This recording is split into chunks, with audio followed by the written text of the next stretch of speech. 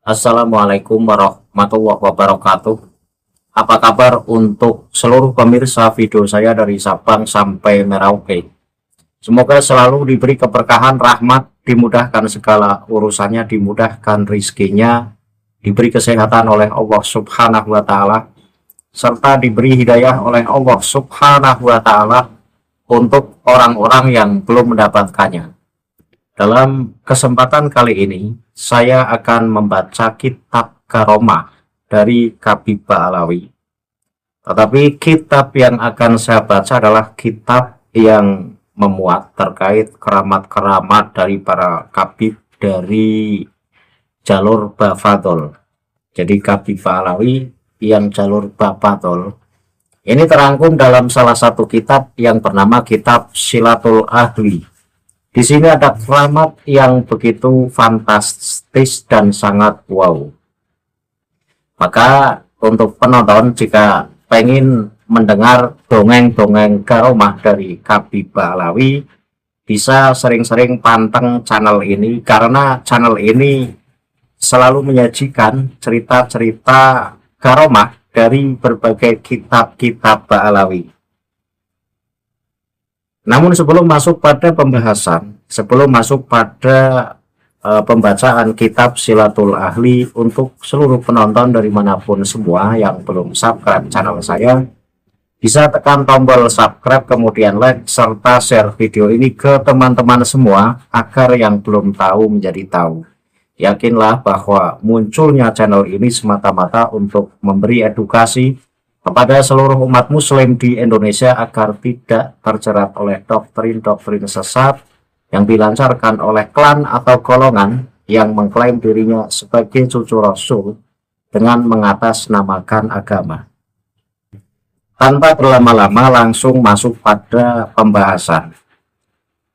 Yang akan saya baca adalah kitab Silatul Ahli, kitab yang memuat terkait karomah-karomah dari Kabibah Alawi jalur Bafadol. Yang akan saya baca di halaman 44. Jadi dalam halaman 44 ini, keramat Kabibah Alawi ini terkesan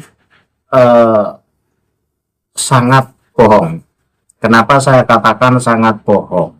Karena sebuah pengakuan terkait syafaat ini bisa dipercaya ketika memang kita menemukan bukti berupa nas, baik dari Al-Quran maupun Al-Hadis.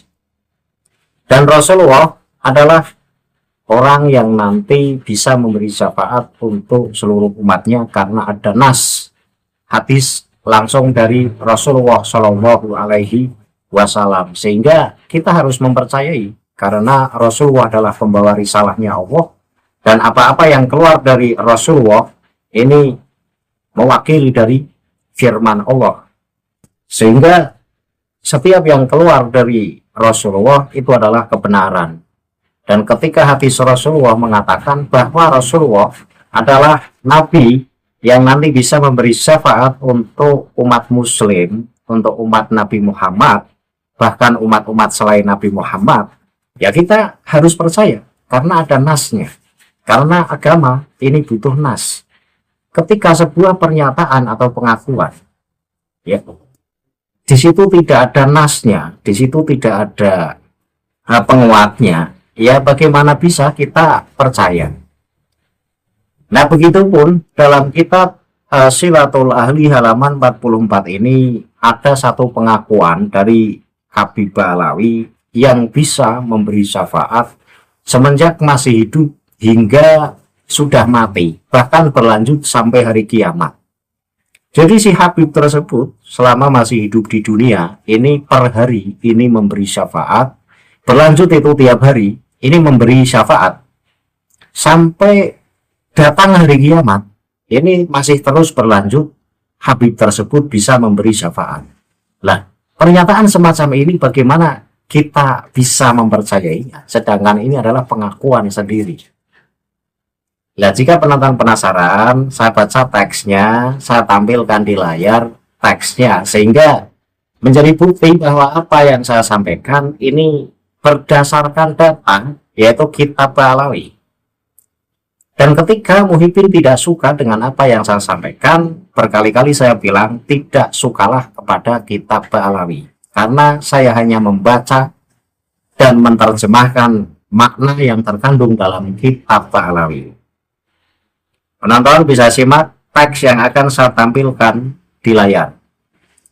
Bismillahirrahmanirrahim. Ma dzakarahu mu'alliful Jauhari Safaf qala akhbarani man afiku biqaulihi qala ijtama'tu bil faqihi Abdillah ibn Abi Sakron faqala akhbarani abi anjati qala saltu ustadzana al-faqiha Salim ibn Fadl radhiyallahu anhu hal sa'al tawaha ta'ala say'an fa'ajabaka fihi qala na'am sa'altuhu ayasfa'ani kulla yaumin fi sab'ina mu'adzaban fa'ajabani. Ini adalah kisah keramat dari Habib Salim bin Fadl. Jadi dikatakan bahwa penulis kitab Jauharus Safaf ini berkata, seseorang yang kupercaya ini memberikan kabar kepadaku. Aku bertemu dengan ahli hukum atau al-faqih Abdullah bin Abi Sakron. Dan al-faqih Abdullah bin Abi Sakron ini berkata, perkataannya gimana? Ayahku berkata kepadaku dari kakekku, yang berkata, aku bertanya kepada guru kami, ahli hukum Salim bin Fadl. Semoga Allah meridhoinya. Pertanyaannya gimana? Apakah engkau berdoa kepada Allah Subhanahu wa Ta'ala dan Dia mengabulkannya? Apakah engkau memberi syafaat? Atau apakah engkau meminta syafaat kepada Allah dan Allah mengabulkannya? Kemudian Habib Salim bin Fadl ini berkata, ya, saya meminta syafaat kepada Allah dan Allah mengabulkannya. Aku berdoa atau aku meminta syafaat untuk memberi syafaat setiap hari untuk 70 orang yang sedang disiksa dan Allah mengabulkannya. Nah ini kan, ini adalah keramat atau karomah dari Habib Salim bin Fadl. Pengakuan dari Habib Salim bin Fadl ini berdoa kepada Allah. Doanya gimana? Doanya adalah bahwa Habib Salim bin Fadl ini agar diberi syafaat sehingga bisa memberi syafaat kepada orang lain.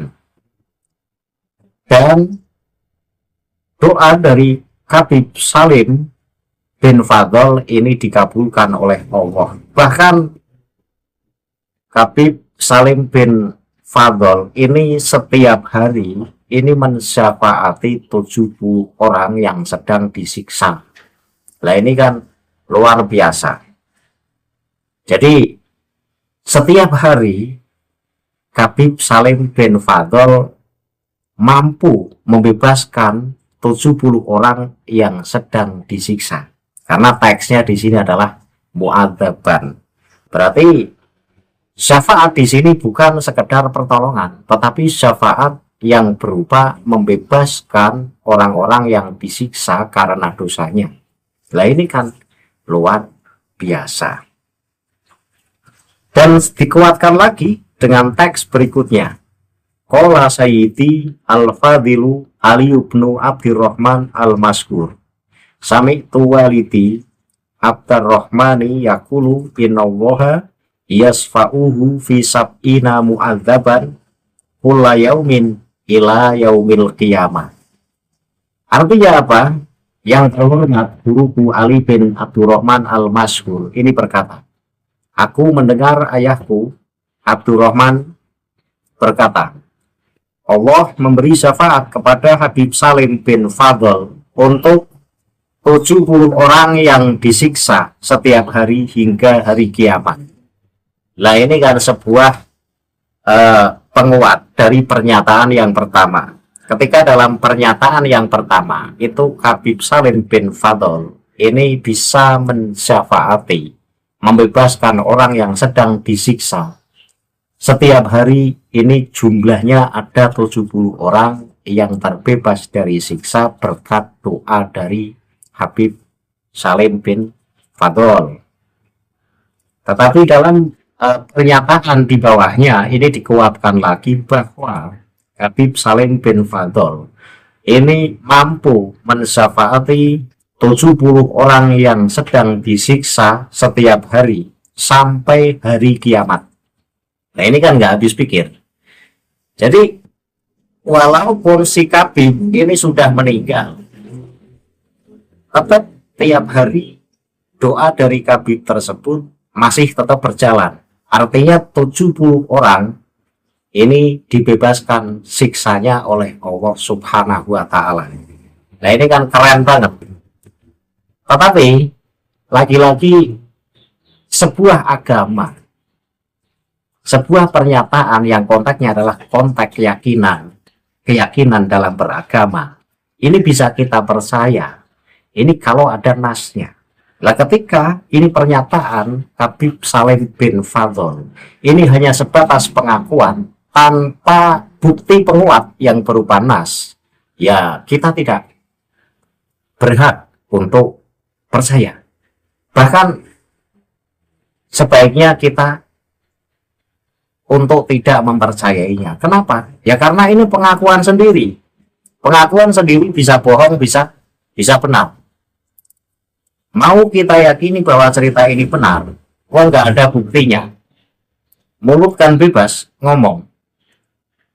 Karena mulut kan lidah tidak bertulang, bebas. Mau ngomong apa saja kan bebas. Karena agama tidak hanya sebatas pengakuan, tapi butuh dalil yang berupa nas, baik Al-Quran ataupun hadis, sebagai penguat bahwa Habib Salim bin Fadl ini memang mampu memberi syafaat kepada 70 orang yang sedang disiksa dalam setiap harinya dan berlanjut sampai hari kiamat.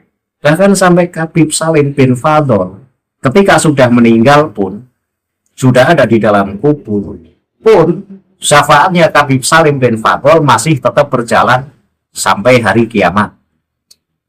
Ayo Mukibin, percaya enggak? Kalau percaya dasarnya apa? Tidak ada nas yang menguatkan. Padahal agama ini harus diyakini ketika memang ada nasnya. Saya kasih contoh. Rasulullah itu Mi'raj dalam seumur hidup sekali. Kita percaya bahwa Rasulullah Mi'raj karena ada nasnya.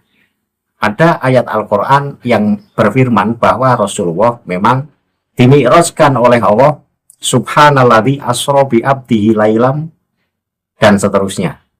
Nah, itu kan ada nasnya. Jadi cerita atau kisah Rasulullah Mi'raj dan bertemu Allah Subhanahu wa Ta'ala ini harus kita percayai karena ada nas yang menyatakannya bahwa Rasulullah memang Mi'raj.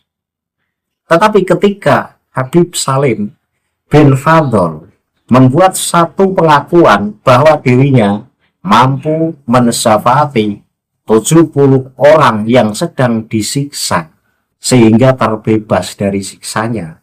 Ini per hari 70 orang yang dibebaskan berkat doa dari Habib Salim bin Fadl. Bahkan berlanjut sampai hari kiamat, doa Habib Salim bin Fadl ini masih tetap berlaku sampai Habib Salim bin Fadl ini sudah meninggal, sudah di alam kubur pun tetap memberi syafaat setiap hari 70 orang yang dibebaskan dari siksa Allah. Kan luar biasa. Nah, keluar biasaan ini bisa kita percaya ketika ada nas yang menguatkan pernyataan dari Salim bin Fadl. Ketika tidak ada nas dan ini hanya sebuah pengakuan pribadi, ya saya tolak.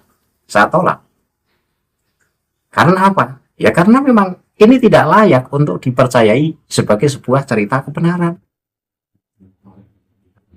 Dan ini melebihi dari mukjizat Rasulullah. melebihi dari mukjizat Rasulullah Shallallahu Alaihi Wasallam.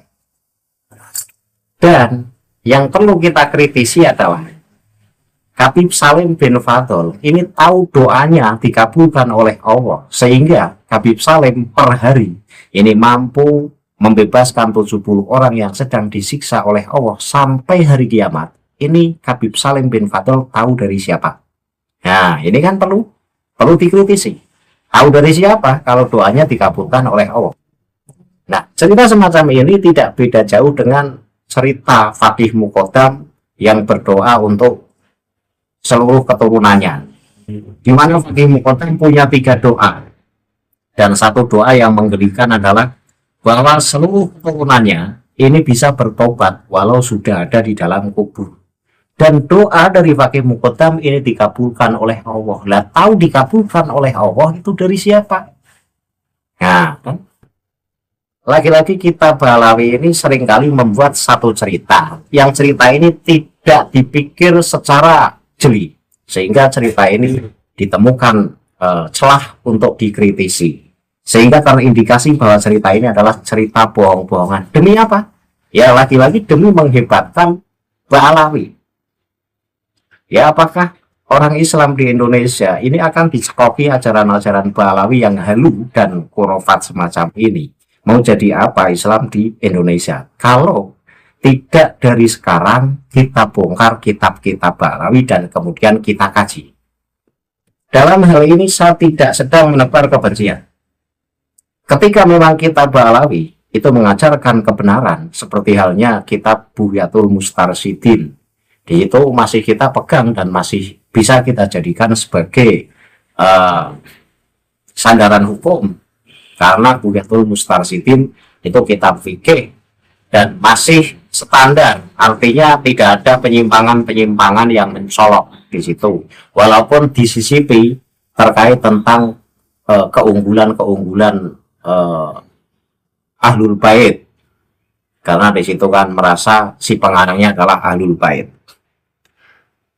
Tetapi ketika kita Ba'alawi yang judulnya ini khurafat, memuat tentang karomah-karomah dari wali-wali mereka, dan karomah-karomah ini ya tentu tidak terjadi tapi diada-adakan, ya kita tolak. Ini adalah pembodohan.